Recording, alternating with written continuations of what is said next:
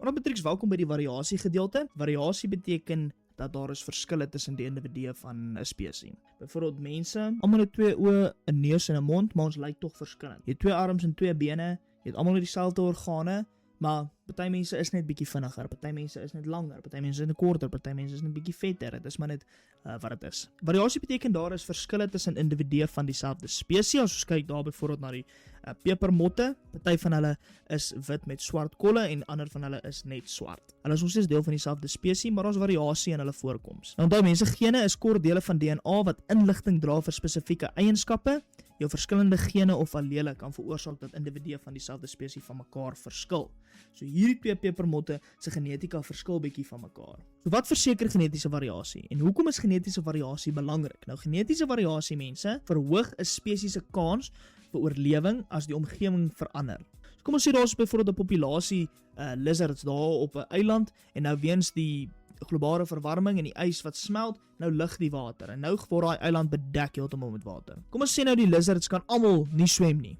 Dan gaan daai spesies mos nou uitsterf. Maar kom ons sê 25% van daai populasie kan swem.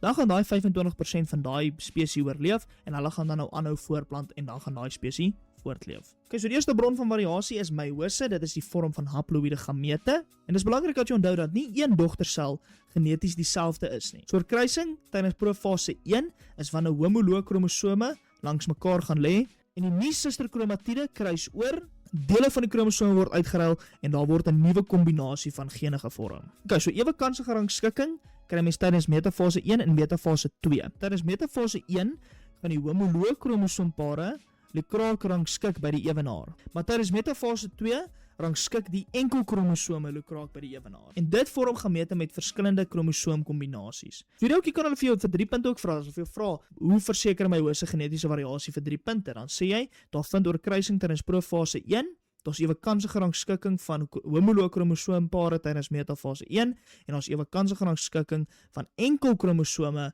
by metafase 2. Alraai mense, so wat 'n bron van variasie is mutasies. Mutasies is die verandering in die struktuur van 'n geen of 'n kromosoom en ook dan dis die verandering in 'n organisme se genotipe.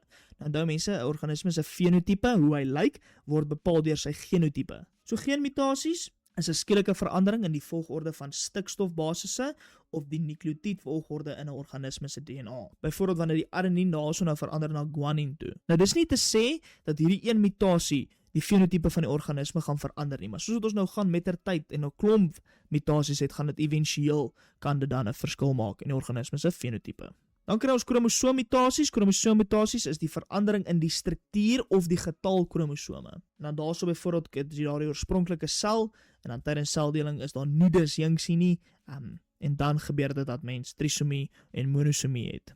Ja, die volgende bron van variasie is ewekansige bevrugting. Elke spermsel en ovum het 'n unieke kombinasie gene. So enige spermsel kan ook met enige ovum bevrug. As jy kyk daar regs, daai spermsel daar kan byvoorbeeld bevrug met daai ovum daar of met daai ovum daar of hierdie spermsel met daai ovum. En dis dan of wanneer 'n spermsel en 'n ovum saamspan, dan vorm 'n sigoot en daai sigoot het 'n nuwe kombinasie gene wat vanaf beide die ouers afkom. So nog 'n bron van variasie is ewekansige paring. Individue van dieselfde spesies paar met mekaar. Verskillende individue het verskillende kombinasies van gene. Wanneer verskillende individue paar, ontstaan nuwe kombinasies van gene in die nageslag en dit verhoog genetiese variasie in 'n bevolking. Die ou in die rooi baadjie kan byvoorbeeld paar of met die vrou in die pershemp of met die vrou in die geelhemp. So ja, vir jou om gebore te word met jou spesifieke kombinasie gene soos wat jy nou hier daar sit in hierdie video kyk, is ongeveer iets van 1 uit 400 triljoen. So November 2025, toe vra hulle daar by 2.1.4, uitrol van genetiese materiaal vind by area P plaas. Noem die proses, identifiseer die fase en gee hoekom dit belangrik is. Dit is nou jou vraag. So mense, hierdie is dan nou in die meiose gedeelte van jou vraestel. So dit is hoekom dit belangrik is maar om jou meiose notas byderhand te hou as jy hierdie leer. Maar dit is oorkruising. Dit gebeur in profase 1 en dit lei tot genetiese variasie. Dan in Mei-Junie 2023 vra daar by 1.3 bron van variasie in 'n spesies, ewekansige paring en ewekansige bevrugting. Albei is reg, maar jy kan nie net sê A en B nie. Jy moet sê beide A en B vir 2 punte.